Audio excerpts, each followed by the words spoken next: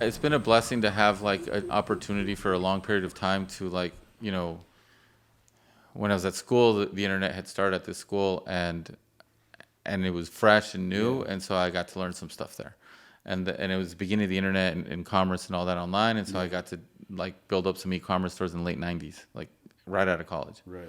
And then I went and worked for a company that was doing a lot of marketing, and I worked for them for a little bit, and then I worked for like an IT consulting company. Nice. And they're Doing what you were doing code. no, you know what? Here's the thing. I wanted to build my own like. Here's the thing. San Diego, the world's a little different, but back in the Yeah. day, I was San Diego. You couldn't raise money to Mm-hmm. go build a big business. Okay. You had to go to San Francisco. I happened to meet my wife a week after I graduated from UCLA, Okay. and Up there. I'm actually no. So my aunt, Right. who was only a few years older than me, we would always party together. Yeah.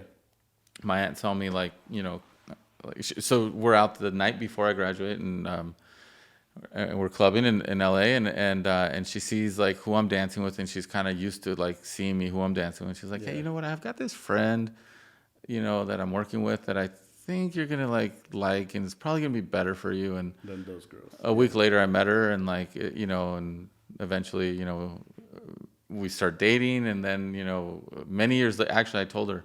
Yeah. We started dating about a year and a half after I met her. I proposed, Yeah. but I told her, hey, I want to do things different. So like, I'm giving you this ring, so you'll wait for me, Uh-huh. but I'm actually not going to get a job, like a job. I'm going to do part-time consulting while I build my business because I actually want a different kind of life with my kids. I had some Right. wounds, like my dad, like I love him, Yeah. but he worked a lot. Okay. And so I didn't get to spend a lot of time with my dad until we were playing baseball at an older age. Yeah. So I was kind of like, well, that wound carried me for a while. So I was kind of like, I don't want to repeat wanna that do with it my kids. differently, I want to do it right. different. So my wife's like, yeah, sure. But it took me like 5 years to make success. Oh, wow. Like, yeah, it was a Well, she struggle. believed in you since the beginning. God bless her. God bless her. Yeah. And it's cool. It's cool to have that support system, and that's cool because It's so important. Your partner. imagine. I mean, not imagine her, but like someone who's like, oh, you know what? I'm looking for someone who's gonna provide. Well, you provide now, but you gotta work through the process, and it's a huge reflection on what you're saying. Starting in a small business, like she bought in. Yeah, man, you got to sell the vision, Right. and then you got to also align yourself with, you got to know who you are. Right. I was actually there's this kid that I've been mentoring since he was like 16 years old. He actually pointed out to me, hey, you've been mentoring me since I was 16, and he's been traveling, and without revealing too much, he just kind of reached out to me. He's like, hey, man, Yeah. I'm back, and I've missed talking, and Yeah.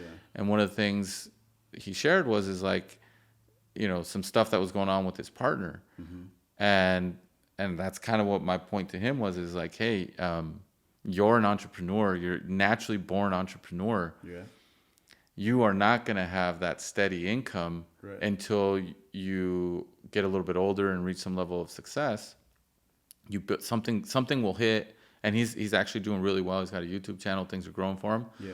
But my advice to him is really with the partner part, you need someone to be your rock. Right. There's this guy I know who sold his company for like tens of millions of dollars, and he's got his own podcast. It's really popular, and he was saying, before I made a lot of money, Yeah. my wife had a job at a big tech company, and she made a lot of money. Wow. So for him, She was the one who was yeah, the income. and she bought into his vision. In our case, that doesn't mean like your wife has to be the big earner. In Right. our case, like my wife just waited for me, Right. right, so we could afford a family. Yeah. But she waited a long time. Okay. Yeah. But it worked out, and no, it's good. It's good, and I love that you're bringing that experience and into your like the guy you're mentoring, because in who would say, right, that he would go through the same kind of experience that you're doing, and you Yeah. had the actual valuable input to give him.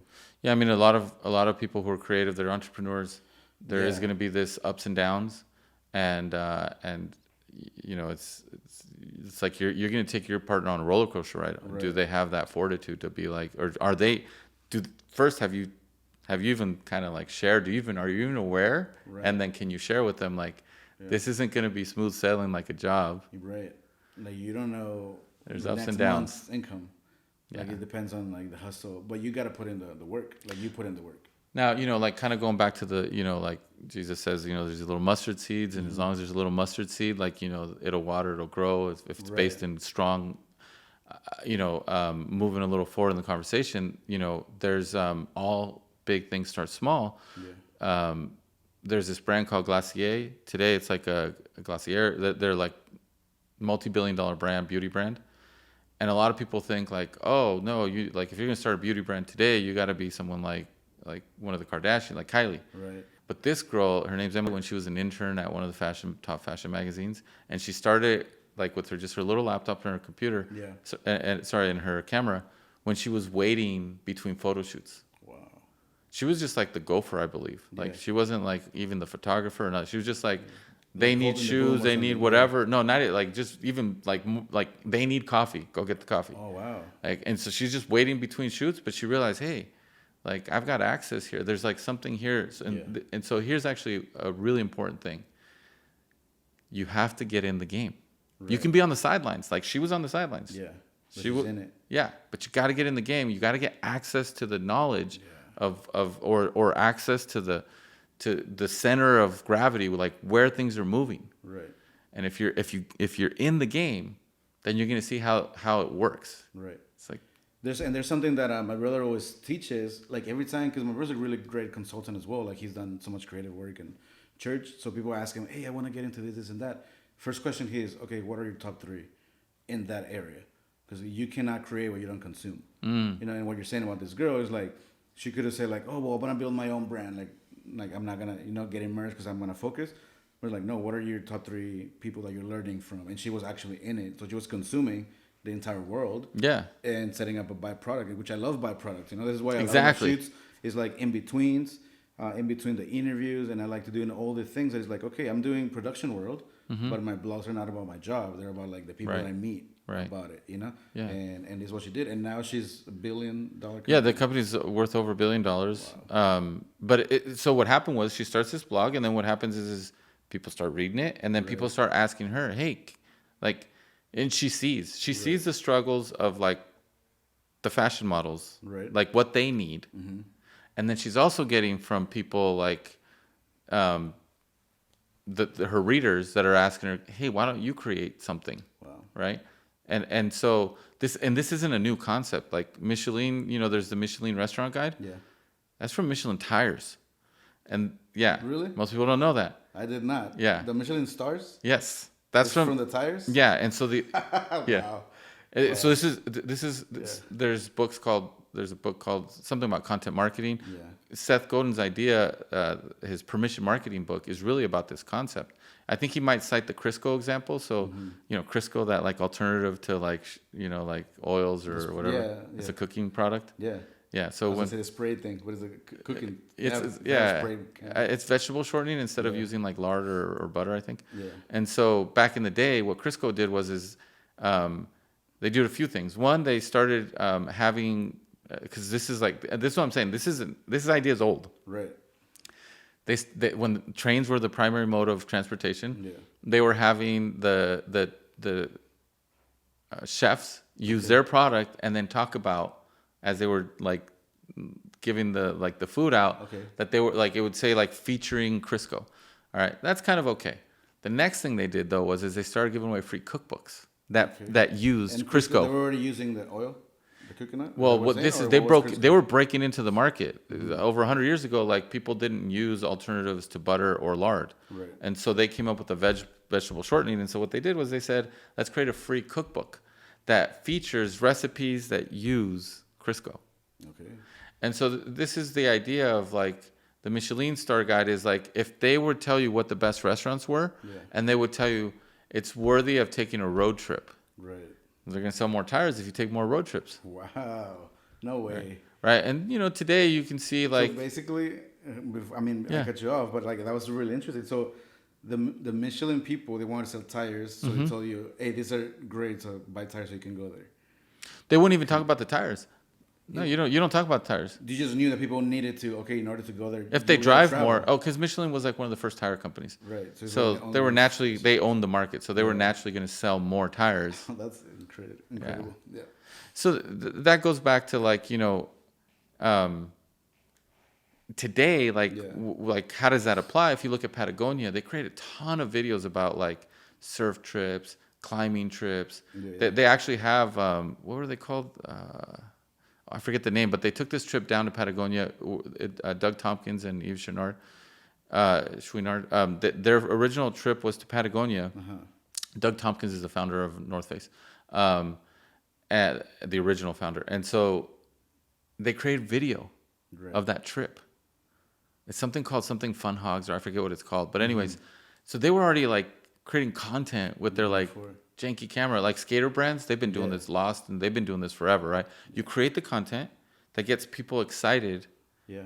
And then naturally they have an affinity towards your brand and they want to buy your products. Right. You buy the shoes they're wearing, you buy the skateboard. DC shoes, all that stuff. Yeah. That's crazy.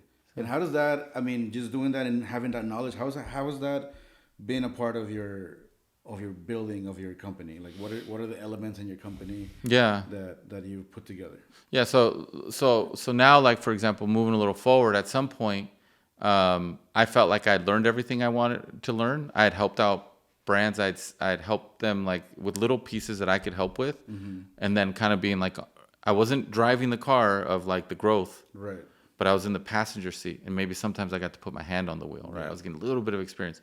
But then by 2019, I was like, I want now to either buy a business, because there's actually value in buying businesses too. It's people think it's really hard, but the U.S. government actually has something called the SBA, and you can actually get the seller to finance half of the down payment. The down payment's 10% of the business purchase price. Wow. And then you can even get the seller. I have a friend who made the seller leave 5%. What he had to contribute. Yeah. He got a loan from his family. Say it was $50,000 that he needed to buy a business. Yeah. He told he needed $100,000. It was $1 million purchase. He needed $100,000. He told the seller, leave $50,000 in the bank account, lend me $50,000, and then when he went to the bank and they approved it, he had $50,000 in his bank account that wasn't his, right, that he gave them to the bank because they said, hey, you need $100,000. And so as soon as he gave it to them, he took out the 50 that was in the bank account of the business he was buying and paid back his family that let him borrow it. So a lot of people don't realize that, like, you don't have to build something. Like, you can also buy something and grow it. And so I was looking at, like, can I find something that I can buy and grow? Yeah. A brand that is underutilized, that I can apply all these new tactics, a legacy brand. If you look at, like, there's a bunch of books over here of Dior, LVMH, Louis Vuitton, Prada. Like, almost all of those brands. Yeah. I don't know how much you know about LVMH, but they're the brand that the company, Bernard Arnault is the main owner now. Yeah. But they started off as, his dad was a construction guy. Then he takes a trip to New York, and in the cab, the guy asks him, where are you from? He says, from France. And the guy responds to him, Christian Dior. Wow. That's all he knows. That's all he knew, yeah. The cab driver, that's all he knows. Yeah. And so he kind of had that in the back of his mind, like, oh. And Christian Dior was at that point a brand that only like grandmas were wearing. It wasn't like something that today like is on Rodeo Drive that all the kids are spending, $1,000 for a bracelet on. Yeah. So anyways, LVMH is really good at taking something that has history, like Christian Dior, like Louis Vuitton, and then they what they do is they'll get someone who has status, right, a celebrity, and they pair the celebrity with the brand on the new launch of a new product, right. And so like Louis Vuitton, they had something called the Keep Everything bag. When they came, it was like in the late 50s, 60s. There's this lady named Brigitte Bardot. She came out of movies, and she was in all the movies at the time. Right. And then one day they took a photo of her with her Louis Vuitton Keep Everything bag, but that was planted. Okay. Product placement. Yeah. They gave her the bag. They paid her later, but at first they gave it to her. And it goes back to the whole give something for free at first. Oh yeah. To the right people. Yes, you have to seed. That's great. So and so Louis Vuitton today is one of the most valuable like holding companies. Yeah. And my point is like everyone thinks they have to start from scratch. It's great to start from scratch. I have nothing against that. Right. We can do that, and I'm talking about most of that. But I'm also saying there's this alternate place. So in 2019, I was kind of like, maybe I could buy something that I can build up. Right. I couldn't find anything. 2020 pandemic hits. A friend's business, like he's got a legacy brand. Yeah. And his wholesale sales go to zero. Like he was selling to like Pottery Barn, Williams Snow, different places. His wholesale sales go to zero. And he calls me up and he's like, hey, I know you've been talking about this on this other podcast and you wrote this article. Like, we've talked about doing business together. The time's right. Like, Yeah. because time's right because where he was making most of his money He was went to zero. right. And he was like, but I do have this like online store. It kind of does okay. Do you think you could work with it? And I evaluated it and I was Yeah. like, yeah, we're going to partner together. You don't even have to pay. And this is another level up. So there's level ups. Right. The next level up I did was to say, and I could only do this because I have a supportive wife. Yeah. And I actually did bring tension during this period because I said, I'm not going to consult anymore. And we've gotten used to the consulting money. So you sacrifice an amount of clients and income for this new project.